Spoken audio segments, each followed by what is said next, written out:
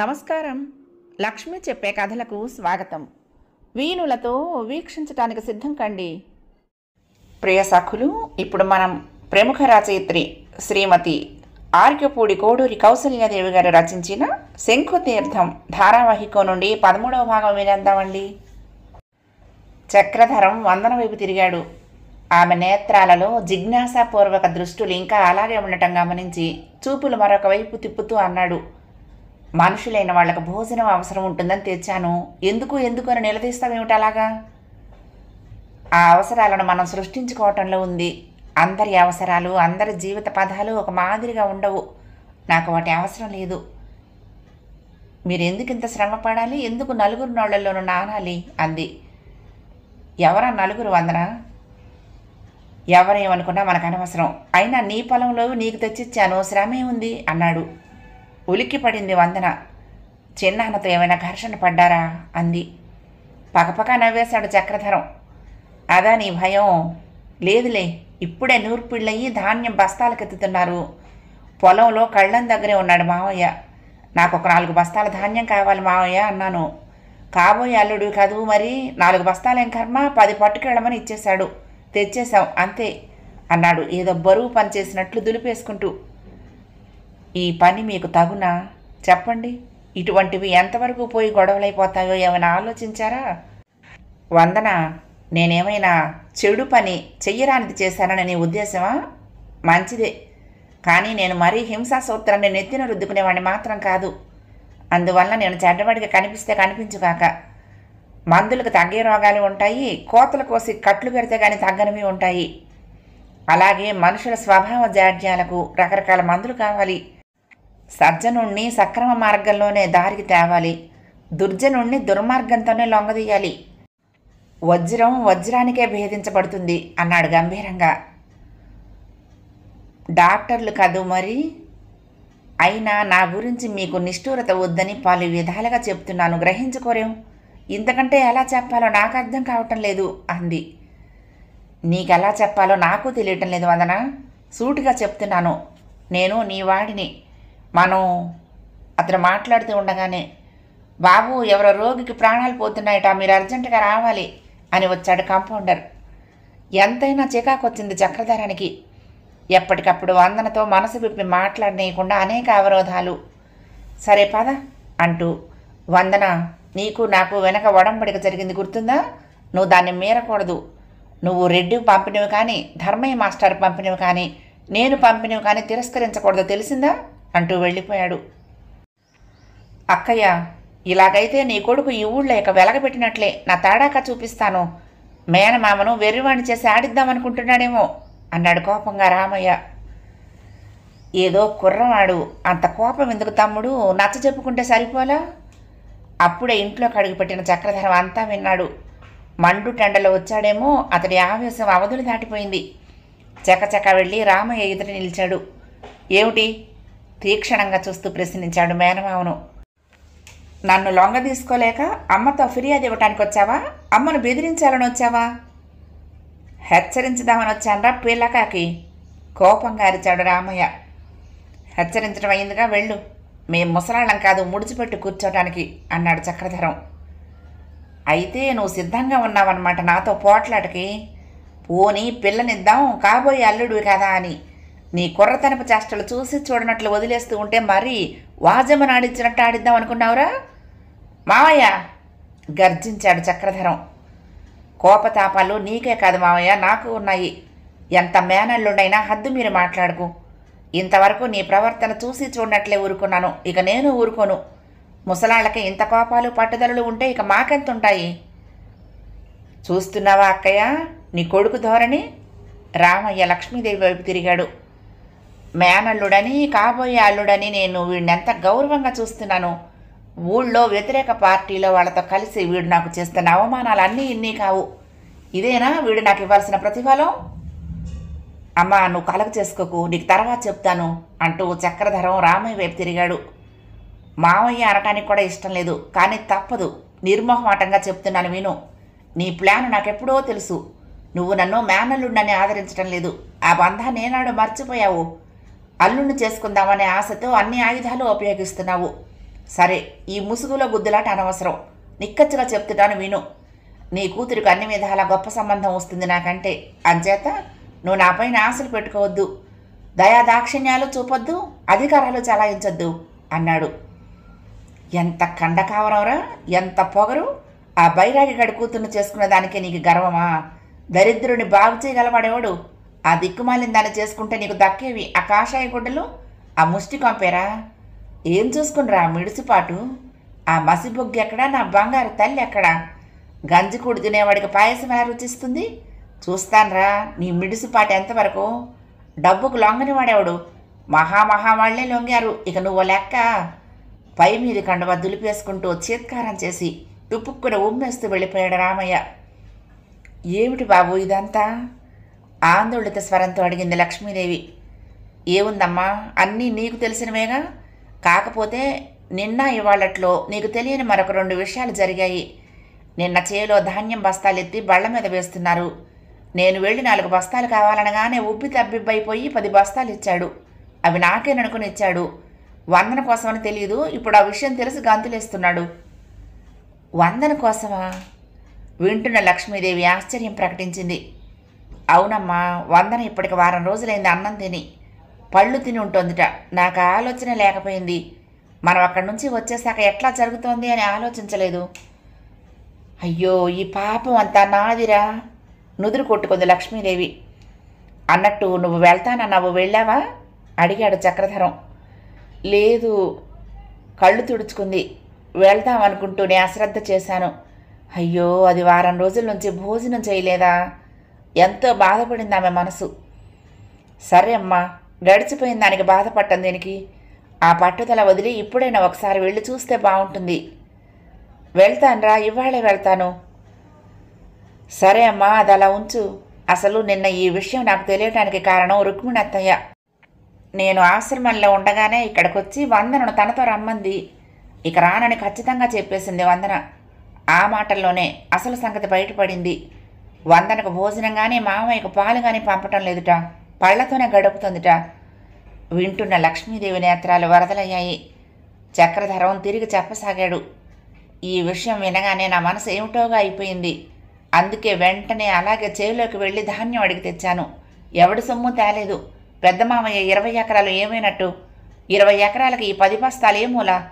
తన సొమ్మేదో పోయినట్టు గంతులేస్తున్నాడు. తన ఇంట్లో పని మనిషిగా బ్రతకనివ్వటం లేదని ఆ మహాతల్లికి కోపం వచ్చినట్టుంది. నిన్న వందన రానని చెప్పగానే ఆవిడ ఆగ్రహం చూసి తీరాలమ్మా. తప్పకుండా ఇవాళ సాయంత్రం వెళ్తానురా. వెళ్ళమనే నా కోరిక కూడా. పోనీ నువ్వు అక్కడే ఉండిపోకూడదా అమ్మా ఇదివరకులాగా? అక్కడ అయినా అబ్బాయి మంగను చేసుకోలేకపోతే పోనీ వందన విషయంలో తొందర పడకురా.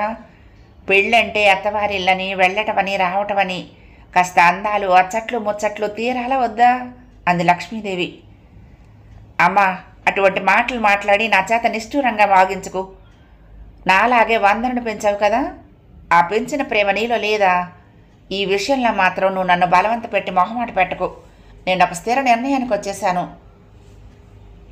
నువ్వు నాకు మాట ఇచ్చావు చక్రియ, గుర్తుందా అంది లక్ష్మీదేవి. ఉంది, కానీ అంతకంటే ముందు నీ ఎదుట రెడ్డి ఎదుట వందనకు మాట ఇచ్చున్నాను కదా, మరి దాని విషయం ఏమిటంటావు? తొందరపడకమ్మా, నేను ఒక నిశ్చయానికి వచ్చేశాను. ఇక అది మారదు. కానీ నీ అంగీకారం తీసుకున్న తర్వాతనే, నీ సంతోష ఆశీర్వాదంతోనే వివాహం జరుగుతుంది. అంతవరకు నేను మళ్ళీ ఆ సంగతి ఎత్తను.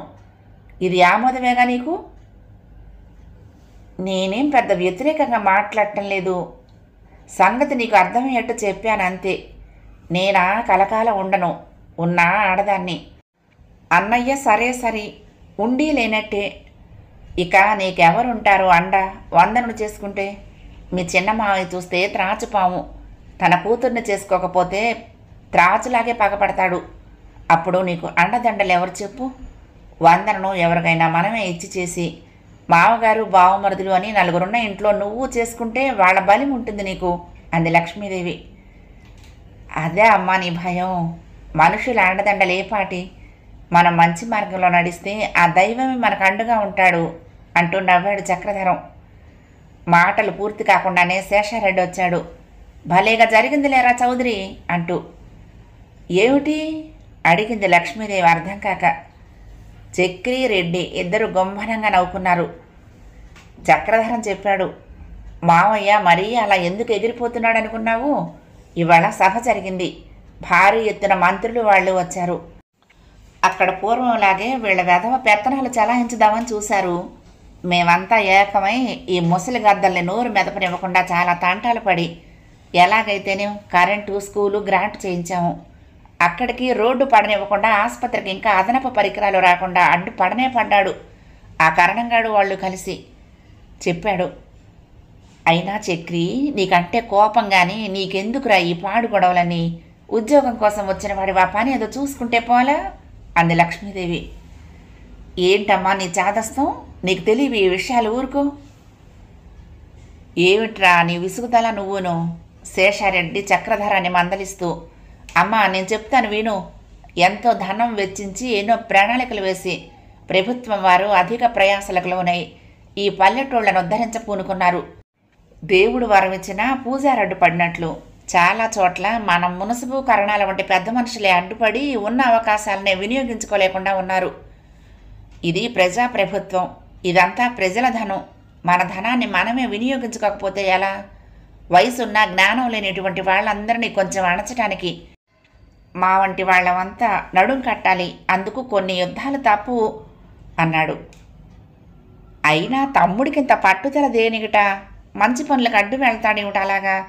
మీరు చెప్తున్నది బాగానే ఉంది మరి అంది కొంచెం అర్థం చేసుకున్న లక్ష్మీదేవి. నీకు తెలియంది ఏముందమ్మా, ఎదుటివాడి కన్నొకటి పోగొట్టే ప్రయత్నంలో తమ రెండు కళ్ళు పోగొట్టుకునే రకాలు ఇవి. సరే గాని మా ఇద్దరికి అన్నాలు పెట్టమ్మా, నకనకలాడిపోతున్నాయి కడుపులు. అవునులే, మంచి పక్కనే చెడు, అమృతము హాలాహలము కూడా ఒక చోటనే పుట్టాయి అంటూ లక్ష్మీదేవి ఇద్దరికి పక్క పక్కనే పీటలు వేసి వంటగదిలో భోజనాలు ఏర్పాటు చేసింది. చూసావా రెడ్డి, అమ్మ ఎంత మారిపోయిందో, వందన ధర్మమా అని నవ్వాడు చక్రధరం. రెడ్డి నవ్వి ఊరుకున్నాడు. లక్ష్మీదేవి అంది, చిన్నదైనా వందనకు ఎన్నో తెలుసు. అది అందరి వంటి మామూలు పిల్ల కాదు. దాని దగ్గర నుండి నేర్చుకోవలసినవి చాలా ఉన్నాయి. నిండుగా నవ్వాడు చక్రధరం. పెద్దవాళ్ళమనే అహంకారం లేకుండా అందరూ ఇలా ప్రవర్తించగలిగితే ఎంత బాగుండును అన్నాడు. భీష్మ ఏకాదశి. స్నానం చేసి గోపాలస్వామి గుడిలో దర్శనార్థం పళ్ళు తీసుకుని వెళ్ళింది వందన. సాధారణంగా పర్వదినాలలో శుచిగా ఆలయానికి వెళ్ళటం ఆమెకు అలవాటే.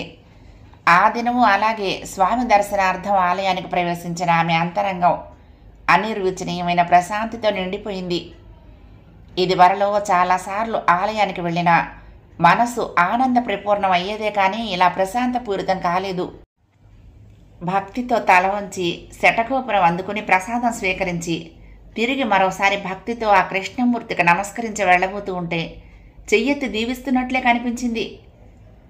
ఈసారి ఆమె ఆశ్చర్యపడలేదు. అవును, ఇంతకాలానికి ఈ నిష్ఠూర జీవితంపై భగవంతుడికి అనుగ్రహం కలిగింది.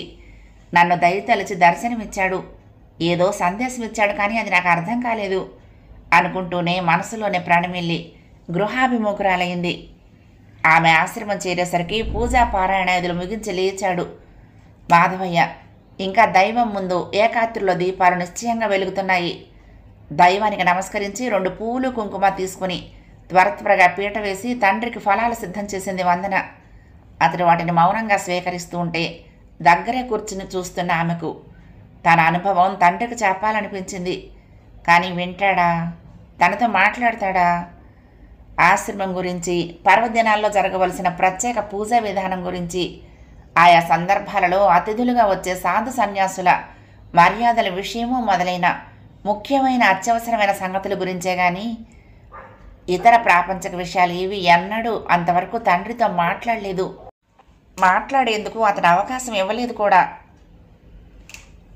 ఒక్క భక్తి సేవా శుశ్రూషల్లో మినహా అతడు తనకు తండ్రి అని, తన బాగోగులకు కర్తృత్వం కలవాడని, తన బాధ్యత వహించవలసిన వ్యక్తి అని ఆమెకు గుర్తుండకుండా చేసేసింది అతడి ప్రవర్తన. జ్వరం వచ్చి 15-20 రోజులు అతడికి కనిపించకపోయినా తన తరపున లక్ష్మీదేవి తన బాధ్యతలు నెరవేరుస్తున్నా అతడు ఒక్కనాడు ఆ విషయం గమనించినట్లు కనిపించలేదు. లక్ష్మీదేవి కొంతకాలం ఆశ్రమంలో ఉండటం, అక్కడ పాక భోజనాది కార్యక్రమాలు జరుగుతున్న ఏనాడు కారణం అడగలేదు. తిరిగి సందడి తగ్గిపోవటం, తాను కుమార్తె మాత్రమే ఒంటరిగా మిగలటం కూడా గుర్తించినట్టు లేదు. ఇది వరలో కంటే తన ఆహారం ముందుగా సక్రమమైన వేళకు అందటం కానీ, తన ఆహారమైన ఫలక్షీరాదుల్లో వారం రోజుల నుంచి 2వ భాగం లోపించడానికి కారణం కానీ అతను అడగలేదు. ఎంతటి విశేషం జరిగినా ఈయనలో చలనం ఉండదు. ఇక అడిగి మాత్రం ప్రయోజనం ఏంటి అనుకుంది వందన. కానీ ఆమె వయస్సు ఆ అభిప్రాయంతో ఏకీభవించక త్వరపెట్టసాగింది. కడకు ఓ నిశ్చయానికి వచ్చిన వందనాదేవి, నాన్న అంది మెల్లగా తలెత్తి. అన్నాడే కానీ దృష్టి మరల్చలేదు మాధవయ్య. ఫలహారం భోజించడం పూర్తి కావించి తిరిగి భారతం చేతికి తీసుకున్నాడు. ఏకాదశి కావటం వలన ఆనాడు పగటి నిద్ర ఉండదు. అతడిని అనుసరించి వెళ్ళి పక్కనే కూర్చుంది వందనాదేవి. ఇవాళ గోపాలస్వామి ఆలయానికి వెళ్ళాను నాన్న అంది మెల్లగా. మంచిదే, కానీ దేవాలయంలో మాత్రమే భగవంతుడుంటాడని భ్రమపడకు. నిర్మల నివేదన ఎక్కడుందో అక్కడే దైవం ఉంటాడు. గ్రహించాను నాన్న, కానీ నేను అందుకు చెప్పటం లేదు. మాధవయ్య మాట్లాడకుండా చేతిలోని గ్రంథపు పుటలు తిరగేసాగాడు. అది తాను మాట్లాడటానికి అనుమతిగా గ్రహించి ఉప్పొంగిపోయింది వందన. విషయమంతా విన్న మాధవయ్య వదనంలో 1000 జ్యోత్స్నలు వెళ్ళి విరిసినంత తేజస్సు ఉద్భవించింది. విశేషమైన సంతోషంతో కళ్ళు ఆనందలాస్యం చేశాయి. విష్ణు, ఎంత అదృష్టవంతురాలు అమ్మా, ఎంత పుణ్యమైనవమ్మా నీ నేత్రాలు అంటూ ఆమెను అక్కును చేర్చుకున్నాడు. నాన్న, అమిత ఆశ్చర్యము ఆనందము మిళితమైన వందనాదేవి హృదయం నుండి అంతకంటే మాటలు రాలేదు. ఏనాడు పితృస్పర్శ ఎరగక ఆ తండ్రి నుండి ఒక్క ఆదరవచనమైన కరుణావీక్షణమైన నోచుకొని ఆమెకు ఇదంతా కాలో నిజమో అర్థం కాలేదు. అమ్మా, నీ మనస్సుని అష్టదళ పద్మమైన ఆసనంగా చేసి ఆ మాధవుడికి సమర్పించుకున్నావా తల్లి? ఆ భగవత్ సాక్షాత్కారాన్ని నువ్వు నీ మనోపుష్పంతోనే పూజించి పొందగలిగావా అమ్మా? తరించిపోయావు తల్లి. విష్ణు! ధర్మయ్య గారి పిలుపు విని ఆ తన్మయావస్థ నుండి తెప్పరిల్లుకున్నారు ఇద్దరు. వందనాదేవి తలెత్తి చూసేసరికి గడప కావాల ధర్మయ్య మాస్టారు నిల్చుని తామని ఆనందాశ్చర్యాలతో తిలకిస్తూ కనిపించారు. రండి మాస్టారు అంటూ ఆహ్వానించింది వందన. వెళ్ళి మాధవయ్య పక్కనే కూర్చున్నాడు ధర్మయ్య. నీ సందేహం తీర్చడానికి నేను ఎంతటి వాడిని తల్లి? ఆలోచించు, నువ్వే సమన్వయపరుచుకో. ఆయన ఏ స్వప్నంలోనో సాక్షాత్కరించి తెలియచేస్తాడు. నువ్వు అదృష్టవంతురాలివి అంటూ ధర్మయ్యతో వేదాంత చర్చల్లో మునిగిపోయాడు మాధవయ్య. ఈరోజు మహాపర్వదినం, ఇది కూడా ఒక ఆలయంగానే భావిస్తాను నేనెప్పుడు. అందుకే ఈ పళ్ళు పాలు తెచ్చాను, దైవానికి జాగ్రత్త పెట్టమ్మా అన్నాడు ధర్మయ్య తాను తెచ్చిన వాటిని వందనకిస్తూ. ఎన్నడూ రాని వచ్చిన పగటిపూట రావటానికి రామయ్యకు జడిసే ధర్మయ్య అలా రావటం, ముఖ్యంగా ఇలా పళ్ళు పాలు తేవటం చాలా ఆశ్చర్యం కలిగించాయి వందనాదేవికి. ఆ వస్తువులను దైవానికి సమర్పించాక పాలు గ్లాసులో పోసి తెచ్చి తండ్రికి ఇచ్చింది. ముందు రోజు చక్రధరం చెప్పిన మాటలు గుర్తుకొచ్చి ధర్మయ్య మాస్టరి రాకకు కారణం తెలుసుకోగలిగింది. ఏకాదశి కదమ్మా, మర్చిపోయావా? అదీగాక అసలు నేనేం తీసుకున్నా ఒక్కసారిగా అన్నాడు మాధవయ్య. వందన కళ్ళల్లో నీళ్లు నిలిచాయి. వారం రోజుల నుండి పాలు లేకుండానే ఒట్టి ఫలాలే ఇస్తున్నది తండ్రికి. ప్రాణం గిలగిల్లాడుతూనే ఉన్నా దారి లేదు. మరి ఇవాళ దేవుడే పంపాడా అన్నట్టు మాస్టర్ తెచ్చారు, అయినా తండ్రి స్వీకరించలేదు. వందన బాధాపూరిత వదనాన్ని చూసిన ధర్మయ్యకు జాలేసింది. మీకు చెప్పగలవాణ్ణి కాను, కానీ ఇందులో అపరాధమేమీ ఉండదు, తీసుకోండి. ఎంత త్వరగా రావాలనుకున్నా పలహారం సమయానికి అందించలేకపోయాను. పాలు తీసుకోండి దయచేసి. ఏ కళనున్నాడో కొద్దిగా తీసుకుని భారత కథాపఠన ప్రారంభించాడు మాధవయ్య. మిగిలిన పాలు పళ్ళు తాను తీసుకుని పోయి చెట్ల కింద కూర్చొని ఆలోచించసాగింది వందన. అప్పుడే హడావుడిగా లోనికొచ్చిన చక్రధరం మోహిని గదులన్నీ తిరుగుతూ ఉండటం చూసి, ఏం ఇలా దయచేశారు అన్నాడు లేని నవ్వు తెచ్చుకుంటూ. పెద్ద తెలియదు కాబోలు బొంగమూతి పెట్టింది మోహిని. తెలుసులే, అత్తయ్య మీద ప్రేమ అధికమై, కానీ ఆవిడ లేదు, హరికథ వినటానికి వెళ్ళింది.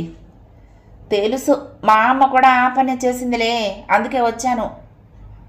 తెలిసే వచ్చావా? ఆశ్చర్యంగా చూశాడు చక్రధరం ఆమె వైపు. వయ్యారంగా నిలబడ్డ ఆమెను క్షణకాలం చూసి తిరిగి దృష్టి తిప్పేసి కనపడకుండా విసిగిస్తున్న షర్టు బటన్ కోసం వెతుక్కోసాగాడు. నిశ్శబ్దంగా 2 నిమిషాలు గడిచాక వెక్కెక్కి పడి ఏడుస్తున్న శబ్దం విని ఆందోళనతో విస్మయంతో వెనుతిరిగి చూశాడు. మోహిని నేత్రాలు ధారాపాతంగా వర్షిస్తున్నాయి. వెక్కిళ్ళు ప్రవాహంలా వస్తున్నాయి. కలవరంతో ఆశ్చర్యంగా ఆమెను సమీపించి ఏమిటిది మంగా అడిగాడు. ఏడుపు ఎక్కువైందే గాని సమాధానం రాలేదు. అబ్బబ్బా, ఏమిటో చెప్పందే, ఎలా తెలుస్తుంది?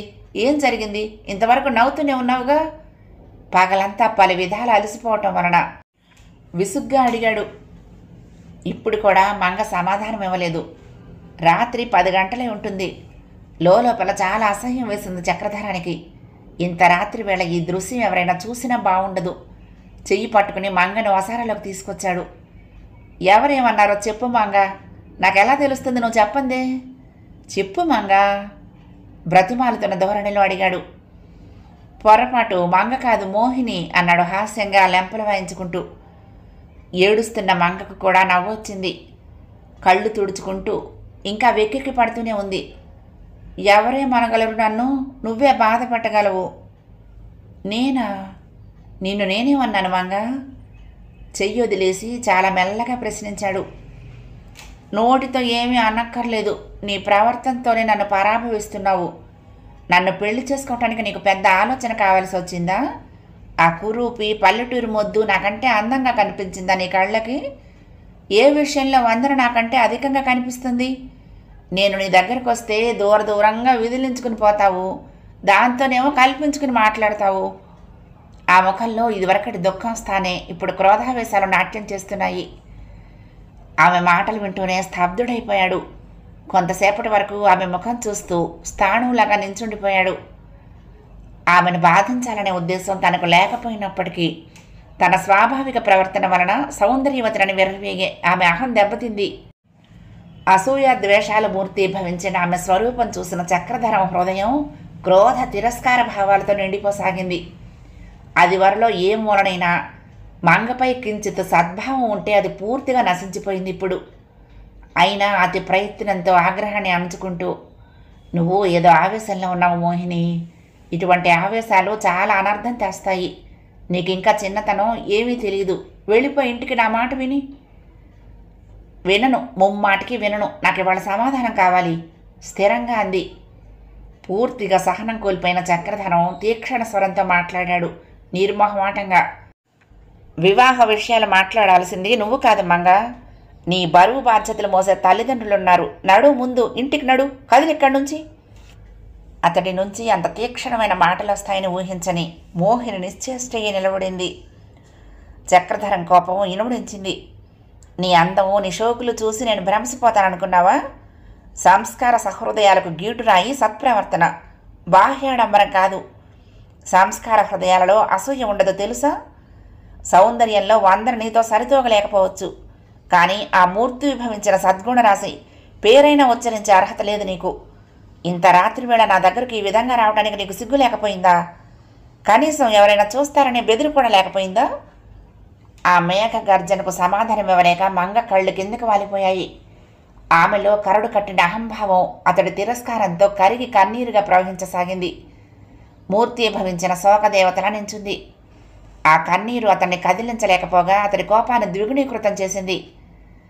హఠాత్తుగా అతడికి ఒకసారి ఒక మిత్రుడు చెప్పిన విషయం గుర్తుకొచ్చింది. లోకంలో స్వార్థం కోసం ఎంత నైత్యానికైనా పాల్పడే వాళ్ళు ఉంటారు చక్రి.